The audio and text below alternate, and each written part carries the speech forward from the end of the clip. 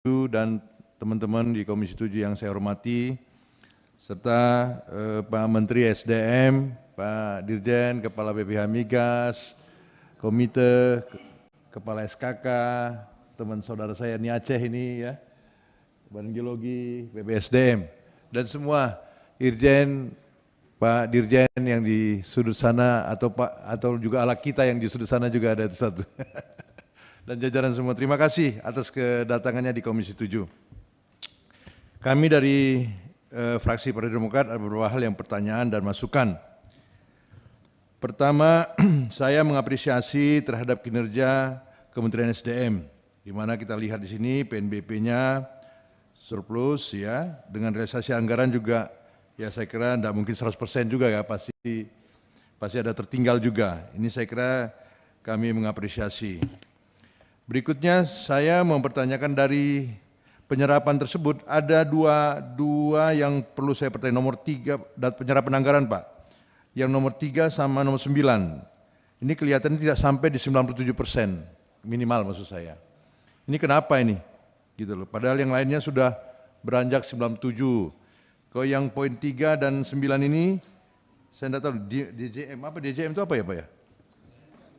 Migas dan BGL, begal, apa BGL apa nih? Ya kira-kira itulah kita, Pak Dadan harusnya kasih tahu kita gitu ya, diberitahu ke kita gitu ya. Jadi kita mau ingin tahu tuh Pak Menteri, apa yang menjadi persoalannya.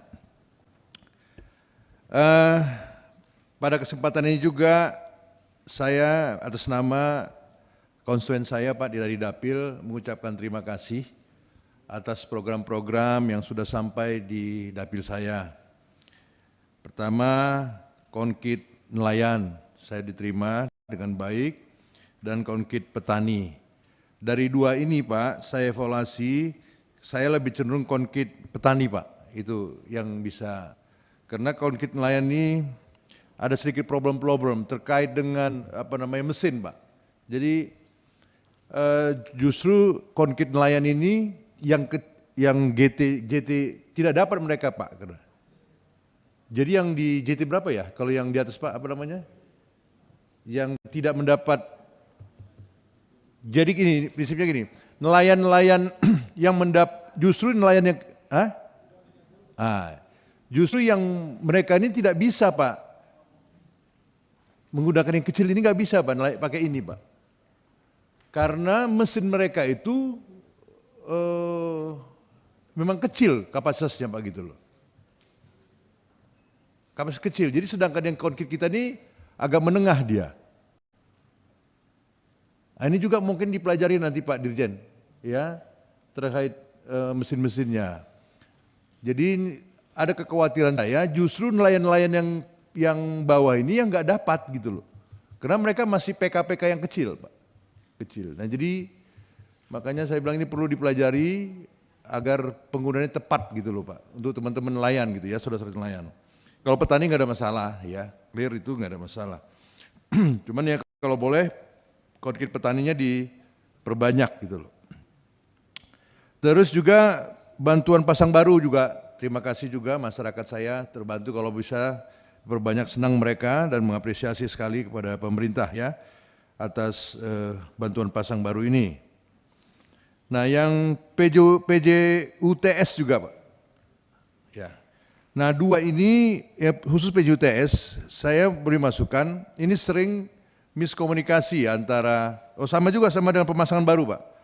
Jadi mungkin penjelasan ke masyarakat itu kurang efektif ya, para pengelola atau pemasang atau kontraktor lah gitu ya. Jadi sering kita dengar bahwa ini program-program pemerintahan daerah gitu loh. Nah, jadi tolong kepada kontraktor ini. Jadi sering kita miskomunikasi karena dianggap ini program pemerintahan daerah gitu loh. Itu yang sering miskomunikasi di bawah Pak. Jadi tolong dijelaskan, nanti siapapun kontraktornya terserah lah. Kita nggak mau tahu, yang penting program itu adalah program dari kita Komisi 7. Dan juga pemeliharaan PJUTS-nya ini. Dan juga tolong kualitasnya Pak. Ada yang sudah patah Pak. Yang itu, ini juga. Iya, patah dia. Ini berarti kualitasnya gitu loh. Ada patah gitu loh, PJUTS-nya. Nah, yang saya belum dapat di dapil saya itu PLTS atap, enggak ada Pak, belum ada di sana. PLTS atap tuh belum ada Pak Dadan ya, ada janji kemarin kali. Gitu kira-kira untuk program kita di dapil ya. Saya kira terima kasih semua. Mudah-mudahan bintang-bintang ini tercabut semua bintang-bintang supaya kita bisa memberikan kebaikan-kebaikan kepada masyarakat kita di daerah masing-masing atau di dapil. Baik, itu terkait dengan materi. Nah, ada hal yang perlu menjadi masukan kami terhadap kebijakan-kebijakan dari Kementerian SDM. Kemarin kami melakukan RDP Pak dengan PGN beserta anak-anak perusahaannya dan dijelaskan bahwa PGN memberi gas seharga yaitu tadi 6 sampai 7 dolar. Nah, di sisi lain PGN mensuplai gas dengan harga 6 dolar. Pertama yang saya tanyakan, selisih ini apa yang menjadi bagian tanggungan yang harus dibayarkan pemerintah ke Pertamina atau PGN? Yang kedua, apabila menjadi tanggungan pemerintah, berapa angka yang harus dibayar pemerintah ke Pertamina? Khusus selisih harga gas ini aja gitu. Kalau tidak dibayar pemerintah sebagai perusahaan TBK, selisih harga ini jadi anggaran di PGN atau bagaimana kebijakannya? Saya harapkan pemerintah bisa cermat dalam membuat kebijakan. Kalau pemerintah memberikan penugasan seperti ini, sudah seharusnya pemerintah memberikan kebijakan memprotek BUMN yang menjalankan penugasannya. Berikutnya, saya melihat pemanfaat energi untuk dikonsumsi masyarakat sekarang ini sangat variatif dan dinamis.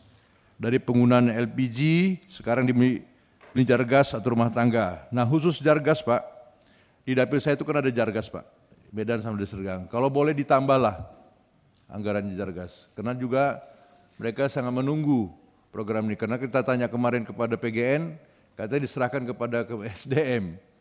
Terkait anggaran APBN begitu loh Pak. Jargas Pak. Iya. Nggak ada jargas kita, nggak ada lagi ya? Nggak ada anggaran Pak? Aduh. Hah? Masih ada? Oh, di BPH ya Pak ya? Yang subsidi nggak ada lagi, yang apa? Oke. Ya, aduh, pusing kita. Inilah, diusulkan lah Pak. Itu penting juga itu. Ya. Iya, saya usul ini Pak, supaya Pak Menteri bisa perhatikanlah dapil kami. Dapil kami ada 2 di situ Pak, sama Pak Menteri, Pak Tifatul tuh, berdua kami sana. Jadi dua di sana Pak, Komisi 7 di dapil kami di sana, 2 orang. Nah, kompor listrik bahkan nantinya DME, lalu kendaraan BBM yang sekarang memiliki pilihan menjadi kendaraan listrik, biofuel, bahkan BBG, apalagi sekarang CNG ya. Sekarang PGN sudah menjual CNG ke Pertamina Patraniaga kalau sudah menggunakan mobil tangkinya sudah mereka jual ke sana gitu. Dan ini juga pasti akan berkembang.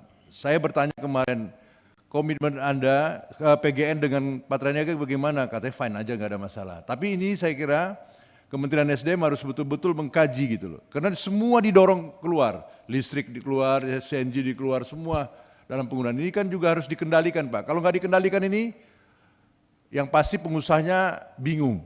Kami pula. Investor pasti bingung. Mana yang kami pilih? Karena nggak tahu, semua didorong keluar semua. Nah, ini kan harus ada pilihan. Yang pasti para pengusaha tidak akan memilih yang rugi lah. Pasti dia memilih kebutuhan-kebutuhan yang banyak gitu loh. Nah, saya berharap aspek-aspek negatif bagi investor juga dipikirkan Pak, ya, supaya jangan mematikan bisnis satu dengan bisnis yang lain. Ini semua didorong, listrik dorong, ini didorong semua, masyarakat bingung. Yang paling bingung itu sebenarnya investor, ya. Ya kalau masyarakat ya enak aja pilihannya banyak gitu ya. Tapi ruang usaha juga, dunia usaha juga harus dijaga juga. Yang terakhir, terkait rasio elektrikitas 2002 capaian sebesar 99,68% dan dari 2009 rasio ini beberapa di angkanya 99, sekian persen. Di saat masyarakat kota sudah mengendarai listrik, masih banyak masyarakat di pelosok belum mendapatkan listrik di rumahnya. Tentu sangat miris program ABDAL yang sudah ada, pembangunan pembangkit terus dilakukan. Namun susah sekali mengejar 0,1 ini. Saya minta kita ambil langkah konkret saja. Semua yang diprogram harus terbangun mumpung masih awal tahun.